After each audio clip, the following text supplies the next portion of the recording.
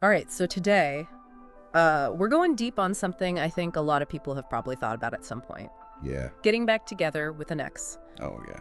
We found this guide that lays out a whole bunch of tactics. And, this can be a really Yeah, emotionally charged topic. absolutely. So just to be clear up front, we are not here to tell anybody what they should or shouldn't do in their own lives. Right. We're just here to unpack the psychology behind these techniques so people can, make their own informed decisions. Exactly. Arm yourself with the knowledge. Yeah, and look, even if you're not trying to get back with an ex, I think a lot of these insights into human behavior Oh, totally. can apply to all kinds of different relationships and situations in life. Absolutely.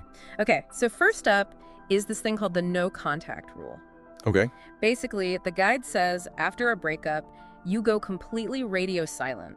Mm-hmm. The idea is that this will trigger some curiosity in your ex, Right. maybe some nostalgia, Yeah. maybe even regret. Is this just like a fancy way of playing hard to get, or is there something deeper going on here? Well, I think there's a little more to it than that. Okay. It actually taps into something called reactance theory in psychology. I've never heard of that. Yeah. So basically, it's this idea that when our freedom of choice is taken away, we tend to want it back even more. Okay.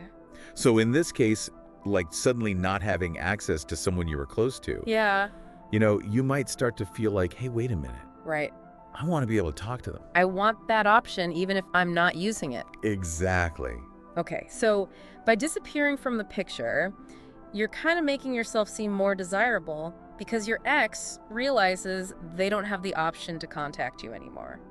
Yeah, I think that's a good way to put it. It's like that thing where you tell a kid they can't have a toy and then suddenly that's the only toy they want. Exactly. It's like that classic experiment where they put a toy in a room with a bunch of kids Oh, yeah. when the toy's behind a barrier and they can't reach it. Yeah. They're way more interested in it Yeah. than if it was just sitting out in the open. So you're taking away the choice, which makes them want the choice even more.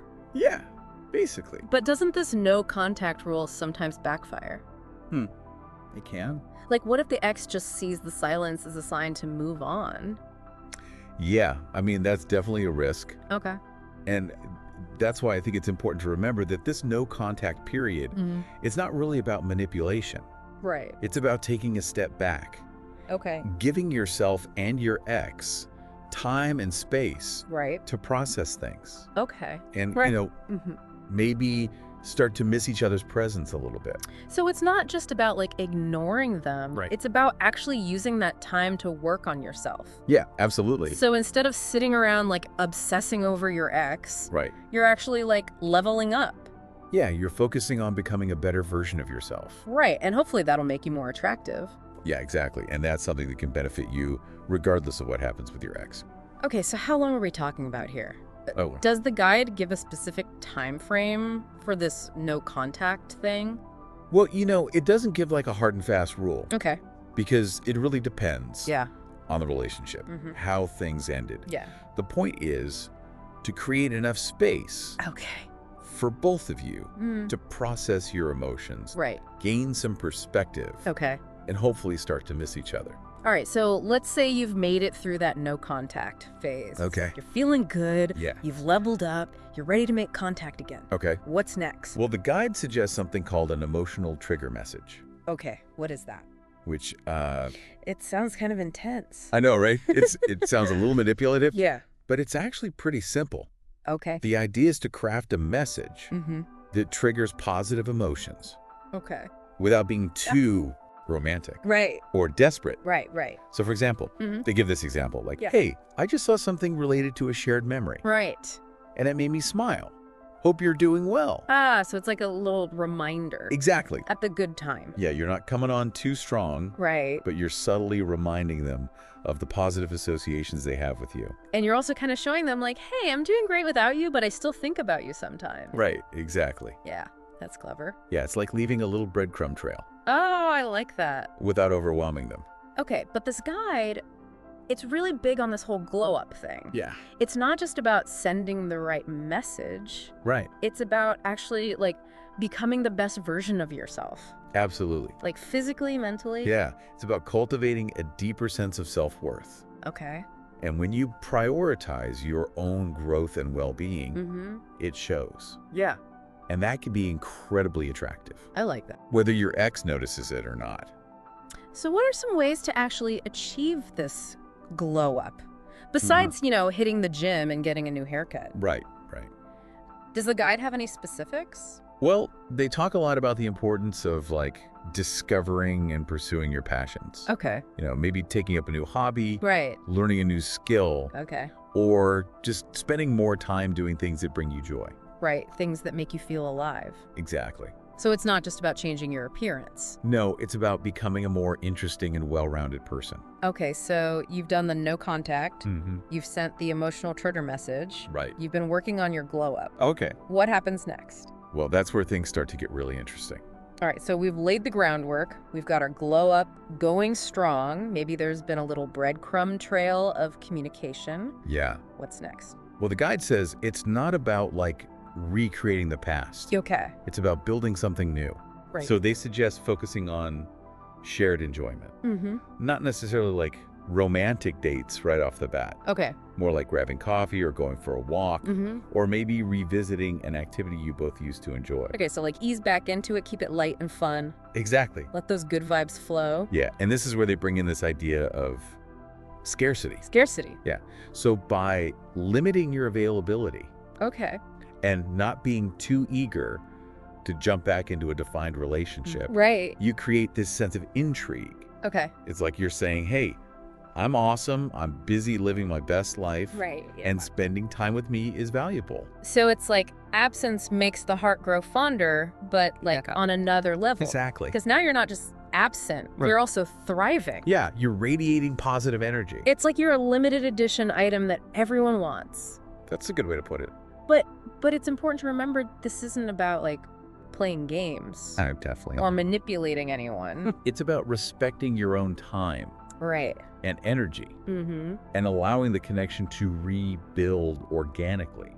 The guide really emphasizes pacing yourself, Yeah, observing your ex's reactions, Mhm. and respecting their boundaries. absolutely. Okay, but what if, despite your best efforts, Mm-hmm.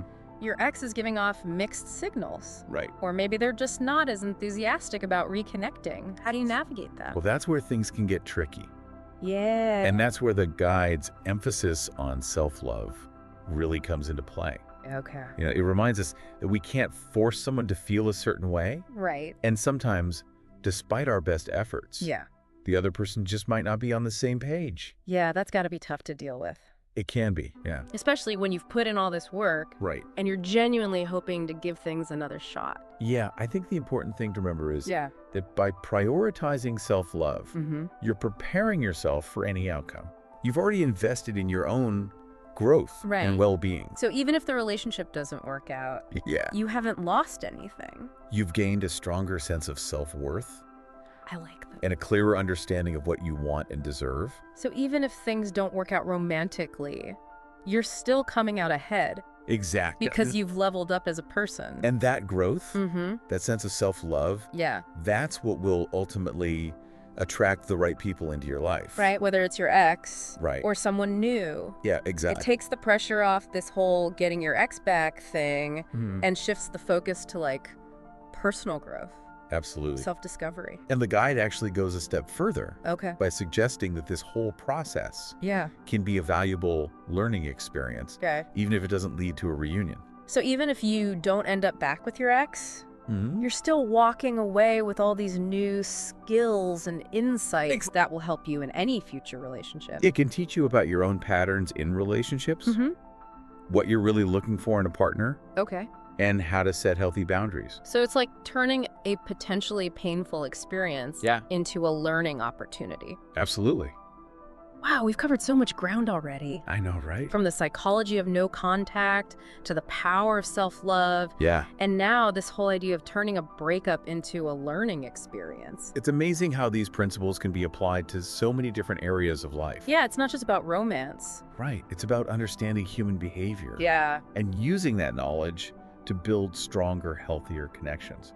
You know, it's funny, we started out talking about this guide for getting an ex back, Right. but we've really gone so much deeper than that. We've Yeah. been talking about psychology and self-improvement and like turning setbacks into opportunities for growth. Absolutely. I feel like this stuff applies to way more than just romance. So it's- It's like life advice in general. Yeah, I think so too. What's really cool is how these principles can actually be applied to friendships, Oh, yeah. family dynamics, even professional relationships. Absolutely. So even if you're not dealing with a breakup right now, Right. there's still something to learn here. Definitely. Like, remember that no contact rule we were talking about? Yeah. That idea of strategic withdrawal? Mm-hmm. That can be so useful Yeah. in any situation where you need to create some space for yourself. Yeah, whether it's a toxic friendship or a demanding family member, Right. or even just a stressful work environment. Yeah, sometimes you just need to step back, Yeah, let things cool down, exactly. and then come back with a fresh perspective. It can make a world of difference. And what about that emotional trigger message? Oh, yeah. Could that be applied to other types of communication too? I think so. Like, It's all about being mindful of the impact your words have right. and choosing them carefully. Yeah, to evoke a specific response. Exactly. Whether you're trying to diffuse a conflict or motivate a team or just brighten someone's day, Yeah, understanding how communication works can be so powerful. it really can. And then there's the whole glow-up factor. Right. That's not really about getting anyone back, is it? No, it's about personal growth Yeah. and self-improvement. And that benefits you no matter what. Absolutely. When you invest in yourself, you become more confident. Yeah. You open yourself up to new experiences. And you attract positive opportunities into your life. Yeah, it's like that saying, Product. bloom where you're planted. Oh, yeah. I like that. Focus on your own growth, and the right people and experiences will come to you. Exactly. And that authenticity. Yeah. That genuine self-love. That's what makes for a strong foundation for any healthy relationship. It allows you to set boundaries, Right. communicate your needs effectively, and attract people who truly appreciate you for who you are. This has been such an interesting conversation. It really has. We started with a guide about getting back with an ex. Yeah. And we've ended up talking about all these amazing insights I know. into human behavior and communication and personal growth. The more we understand about ourselves and the people around us, the better equipped we are to create those fulfilling relationships, navigate those challenges, and ultimately live happier, more meaningful lives. So as we wrap up today's deep dive, I want to leave you with this. Okay. How can you apply these principles to your own life? That's a good question. Whether it's improving your communication or setting better boundaries or just investing in your own growth and well-being. Yeah. Remember that you have the power to make those positive changes Absolutely. in your relationships and in yourself. Yeah. That's it for today's deep dive. Okay. Keep exploring, keep learning, and keep diving deep.